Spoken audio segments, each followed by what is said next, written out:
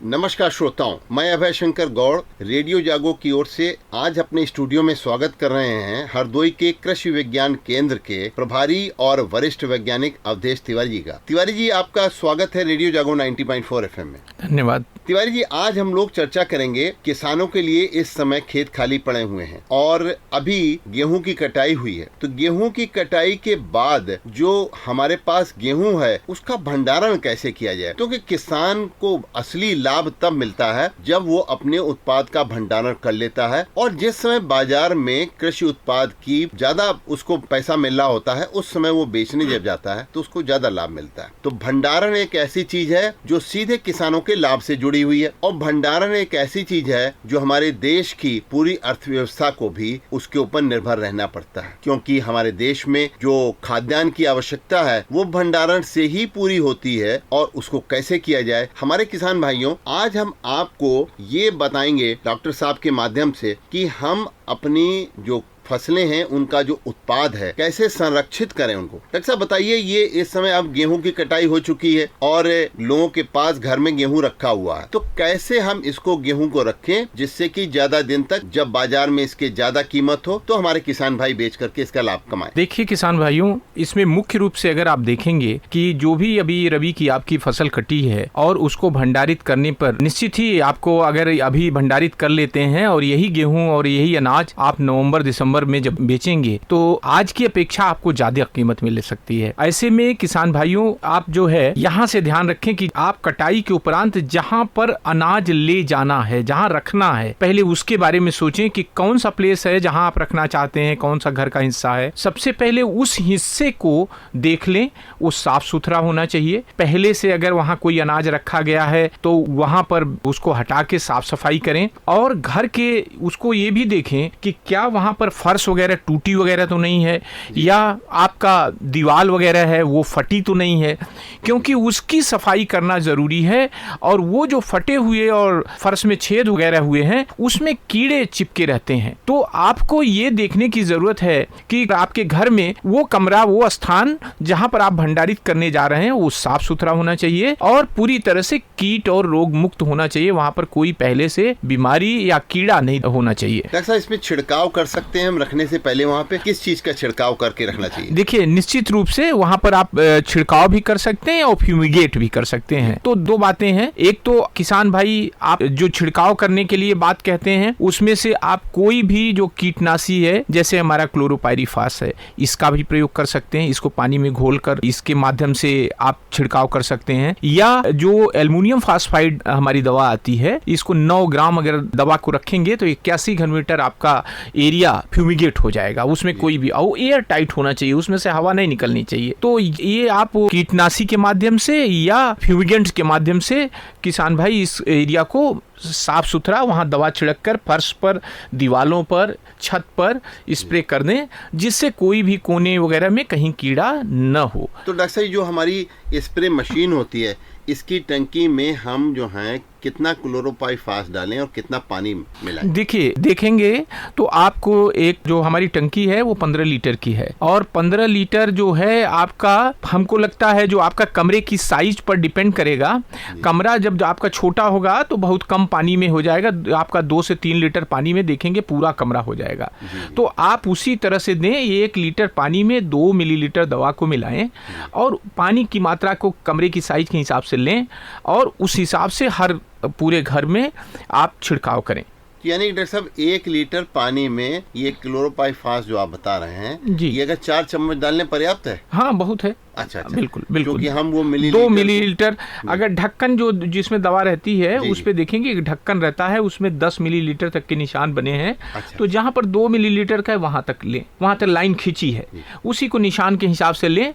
और क्योंकि अगर किसान भाई नाप के कोई हर चम्मच का आकार बड़े बड़े हैं, छोटा है, तो उसमें ढक्कन लगा रहता है। किसान भाई इसको अगर पानी में मिला के छिड़काव करेंगे तो सारे कीड़े मर जाएंगे। अच्छा डॉक्टर साहब, ये बताइए, ये गेहूं हम रखें काहे में? देखिए, हाँ, सवाल ये बहुत ही जरूरी है। गेहूं रखने के लिए आप भंडार पात्र को चुनेंगे। कौन सा भंडार पात्र होगा?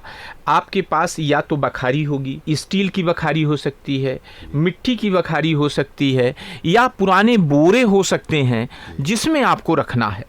तो अब ये किसान भाई के ऊपर है कि उसके पास कौन वाली बखारी है। अगर मिट्टी की बखारी है तो उस पर भी दवा का आप छिड़काव कर दें।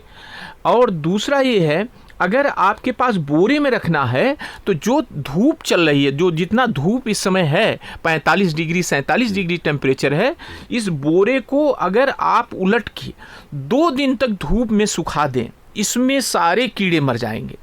और अगर किसी भी तरह बच भी जाएं तो आप यही रसायन आप उस पर भी स्प्रे कर सकते हैं। दूसरा, जो स्टील की बखारी है उसको पूरी तरह से साफ कर लें। उसमें कीड़े छिपने की जगह नहीं होती, केवल जोड़ों में जहां जॉइंट्स हैं वहां पर छिप सकता है, तो इसमें भी आप दवा से छिड़काव कर सकते हैं। डॉक्टर तिवारी, एक और बात बताइए कि हमारे किसान भाई जहाँ पे रखें वहाँ पर उनको पहले से ये रणनीति बनानी है, अगर नमी बरसात, क्योंकि हम ये बचाने के लिए जो भी रख रहे हैं अपना अन्न, ये बरसात से बचाने के लिए रखें। बरसात में नमी कितनी रहती है उस स्थान पर जहाँ हम भंडारण कर रहे हैं, उसी के हिसाब से हमको उसको सुरक्षित करने की भी रणनीति बनानी पड़ेगी। देखिए, मैं ये एक बात और भी कहूँगा कि अगर इस 3 चीज़ों से अपने अनाज को आप बचा ले गए तो कोई भी दवा डालने की ज़रूरत भी नहीं पड़ेगी, रसायन का प्रयोग करने की ज़रूरत ही नहीं पड़ेगी। एक तो नमी से जी, दूसरी हवा से जी, तीसरा तापमान से। जी, ये 3 चीज आपका पूरे भंडारण को रेगुलेट करता है जी। अगर इन तीनों, जैसे नमी की आपने बात पूछा कि कितना, एक कीड़ा अकेले ऐसा है खपरा बीटिल को छोड़ के जो 8 से 10% नमी तक सरवाइव करता है। उसके 10% से नीचे नमी पर जो भी अनाज आप भंडारित कर देंगे तो वह पूरी तरह से उसमें कोई कीड़े नहीं लगेंगे। अब 10% की पहचान कैसे किसान भाई करेगा? 10% का ये मतलब है कि अगर अनाज आपका पूरी तरह से सूखा हुआ है और दांत से रखने पर कट से आवाज आए, दांत से खूब दबाएंगे तब कट से, तो इसका मान लीजिए कि उसमें अनाज में 10% से कम नमी है। बाहर की नमी न आने पाए तो इसको आपको खुद देखना होगा कि खिड़कियां वगैरह पूरी तरह से बंद होनी चाहिए, कहीं से भी सांस न हो, जिससे बाहर की नमी अंदर आ सके। बाहर की नमी कैसे आती है? हवा से आती है, तो हवा नहीं आनी चाहिए बाहर से। तो नमी को आपको किसी भी तरह रोकना है। अगर नमी आ गई, अब इसका नमी को रोकने के लिए इसके कई और बातें हैं। देखना ये है कि जो भी भंडारण करेंगे, अगर बोरों में करते हैं तो पूरी दीवारों को 2.5 फीट छोड़ के आप बीच में अनाज को भंडारित करेंगे। और उस भंडार को जो हम करने जा रहे हैं, अनाज को भंडारित करने जा रहे हैं, वो जमीन पे न रखा जाए। बिल्कुल, उसको जमीन पर नहीं रखना है। उसको पहले तो दीवालों से आप 2.5 फीट छोड़ेंगे जी। अब सवाल ये है कि उसको जमीन पर नहीं रख सकते। अब आपके पास ये हो सकता है किसान भाई कि हो सकता है लकड़ी की कुछ पटरे हों, उसको नीचे बिछाएं, और नहीं है तो भूसे को नीचे, ये करीब आपको 6 इंच मोटी आप भूसे की तह को बिछाएं और उस पर जो है प्लास्टिक की सीट, जो हरे रंग की, पीले रंग की, नीले रंग की बाजार में आती है, पॉलीथीन, उस सीट को बिछाएं। पूरी लंबी हो, ऐसा इतनी बड़ी हो कि आपका अनाज चाहे आप बोरे में रखें या खुले में भी रखें, उसको पूरी तरफ से अगर वो रखने के बाद उलट दें तो पूरा अनाज कवर हो जाए। इस तरह से आपको प्लास्टिक की सीट लेनी है। तो एक मुख्य बात हो गई कि करीब 2.5 फीट आप छोड़ देंगे दीवार के पास। दूसरा, जमीन में या तो लकड़ी के पटरे बिछाएंगे, नहीं तो आपके देसी तरीके से भूसा बिछाएंगे मोटी तय, फिर प्लास्टिक सीट डालेंगे। अब आप जो है अनाज को एक के बाद एक बोरे में अगर भरते हैं तो ऐसा बोरे की वो लगाएं छल्ली कि ये छल्ली एक दूसरे से सटी हुई हो, एक बोरा दूसरे से एकदम सटा हुआ। अब डॉक्टर साहब, बोरे जो हैं आजकल किसानों के पास जो खाद के खाली बोरे होते हैं, जी हाँ, प्लास्टिक के वो ज्यादा रहते हैं जी, जूट के बोरे तो बाजार से मिलते ही हैं जी। तो कौन से बोरे आप ज्यादा उपयुक्त समझते हैं? देखिए किसान भाई, ये निश्चित है कि आपकी लागत नहीं बढ़नी चाहिए। अगर आपके पास जूट के बोरे हैं तो सबसे अच्छा, नहीं जूट के बोरे हैं तो प्लास्टिक के बोरे में भी आप अनाज को भंडारित कर सकते हैं। क्योंकि उसके सुरक्षा के लिए मैंने पहले ही बताया कि पटरे के ऊपर या अपने भूसे के ऊपर आपको एक ऐसी बड़ी सी प्लास्टिक सीट बिछानी है जिसको ऊपर से ढका जा सके, उससे हवा नहीं जानी चाहिए अनाज के अंदर। कुल उद्देश्य ये है।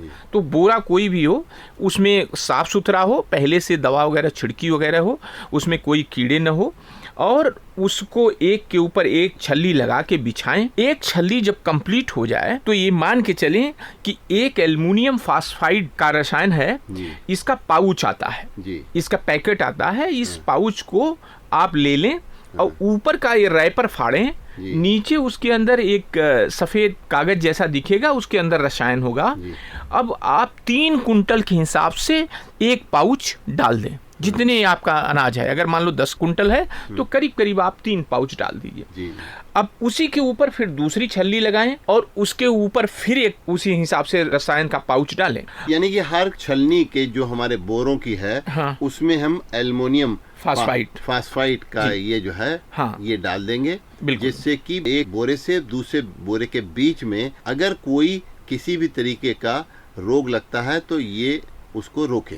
बिल्कुल, ये कीटनाशक है, इसमें कीड़े मर जाएंगे, कोई भी कीड़े नहीं लगने पाएंगे। और जब हमारा सब छलनियाँ पूरी हो जाए तो ऊपर से फिर हम पॉलिथीन से ढक। बिल्कुल, जब ये पूरा हो जाए छलनियाँ तो लास्ट में ऊपर भी आप रसायन डाल देंगे। क्यों? क्योंकि जो ये एल्युमिनियम फास्फाइड है, इसमें से फास्फीन गैस निकलती है और ये फास्फीन गैस हवा से भारी रहती है तो तेजी से उड़ती नहीं है। तो इसको प्लास्टिक की सीट से ढक देंगे और ढक के किसी चीज से दबा देंगे। आप इस बात का किसान भाई सुनिश्चित करें, किसी भी कोने से अनाज में हवा नहीं जानी चाहिए।